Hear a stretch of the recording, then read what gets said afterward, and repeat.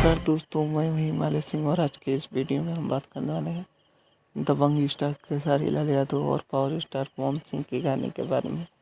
जी हाँ, तो सबसे पहले हम बात करेंगे पावर स्टार पवन सिंह का गाना आने वाला है आज सुबह 5:45 पर।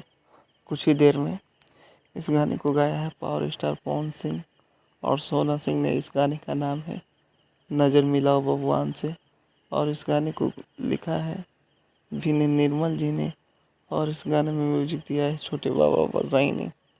और ये गाना PRA फिल्म्स पर रिलीज होगा, PRA फिल्म्स पर रिलीज हो जाएगा आज सुबह 5:45 पे।